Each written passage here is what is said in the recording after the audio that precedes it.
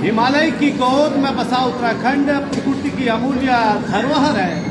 इस धरोहर के आंचल में कुमाऊं के प्रवेश द्वार बेरी पड़ाव में श्री अष्टादश भुजा माता महालक्ष्मी का मंदिर आस्था व भक्ति का बड़ा ही अलौकिक संगम है।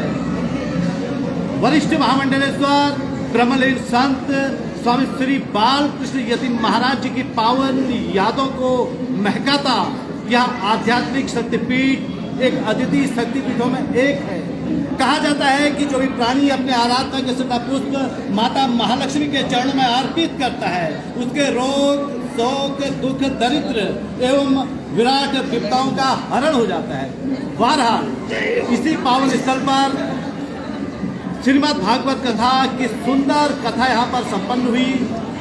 अंतर्राष्ट्रीय कथावाचक जो अपनी सुधामयी वाणी की धार के लिए समूचे विश्व में देश व दुनिया में विख्यात हैं, उत्तराखंड के रहने वाले हैं। ऐसे पावन और दिव्य ज्ञान को अपने आप में समेटे आचार्य श्री नमन कृष्ण महाराज जी ने यहाँ पर सुंदर कथा बाँची और इसी पावन अवसर पर और यह जो आज कथा का विराम हुआ, एक और भंडारा चल रहा है और कई लोग भक्तजन महाराज जी से आशीर्वाद भी ले रहे हैं। इसी बीच हम आपको यहाँ पर मिलवाने जा रहे हैं अपने दर्शकों को मंदिर के वरिष्ठ महामंडलेश्वर श्री सोमेश्वर यतीम महाराज जी से, जिनका पावन सानिध्य, जिनका पावन स्नेह सदैव अपने भक्तों के प्रति लगा रहता है। महाराज जी आपका बहुत बहुत स्वागत है और आज आपसे यह जानना चाहेंगे कि इस पावन स्थल पर श्री नमन कृष्ण महाराज जी द्वारा जो सुंदर कथा वाची गई, तो श्रीमद् भागवत कथा के विराम दिवस के इस पावन अवसर पर स्थानीय जनमानस के नाम आप अपने शुभकामना संदेश में क्या कहना चाहेंगे? सर्वप्रथम आप सभी लोगों को इस श्रीमद् भागवत महापुराण की जो दिव्य कथा हुई है इसकी ढेर सारी शुभकामनाएं देते हैं। आप सभी लोगों ने नित्य 7 दिवस से यहाँ अपना अमूल्य समय निकाल करके इस रसमयी भागवत में कथा को श्रवण किया। पूज्य ब्रह्मलीन गुरुदेव महाराज के द्वारा स्थापित 2007 में यह अष्टादश भुजा श्री महालक्ष्मी मंदिर जब से महालक्ष्मी जी यहाँ पर प्रकट हुई हैं, महालक्ष्मी जी की जब से यहाँ पर स्थापना हुई है, उसी समय से यह महालक्ष्मी मंदिर में अनेकों प्रकार के आयोजन चले आ रहे हैं। दोनों शारदीय नवरात्र, चैत के नवरात्र में शिव पुराण की अनेक दिव्य कथाएँ यहाँ पर चली आ रही हैं। इसी क्रम में सन 2024 के इस समापन समारोह में जो हम 24 का अंत देख रहे हैं, अब नए वर्ष का हम आगाज करेंगे।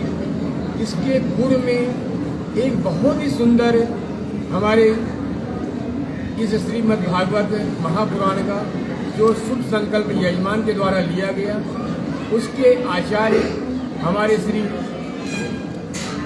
शास्त्री जी जो हैं, जिन्होंने बहुत ही सुंदर तरह से अपनी जो कथा है का श्रवण आप लोगों को कराया है।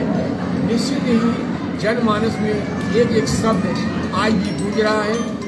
अपार भीड़ आप देखें, प्रथम दिवस से लेकर के आज सप्तम दिवस तक इस महालक्ष्मी मंदिर के पवित्र प्रांगण में पैर रखने की जगह आपको नहीं हुई। ऐसी दिव्य कथा कई वर्षों बाद सुनने को लोगों को मिलती है और लोगों का जो उत्साह आपके प्रति रहा है वह वर्णन करने योग्य नहीं है। और आपने अपनी सुमधुर वाणी से बहुत ही सुंदर तरीके से एक एक अर्थ का, एक एक शब्द का आप लोगों ने भक्तों को श्रवण कराया है। निश्चित आप धन्यवाद के पात्र हैं। इसी तरह माँ भगवती की आराधना का जो आपने मंत्र बताया है और जो भागवत के रहस्य को आपने बताया है वह लोगों को प्रेरणादायी है। आप सभी लोग इसे हमेशा श्रवण करते रहें। मंदिर में अनेकों प्रकार के कार्यक्रम होते रहते हैं। आप सभी लोगों को श्रीमद् भागवत की कथा, जो भी कथाएँ यहाँ पर हुई हैं, इसके पूर्व भी आगे भी होती रहेगी।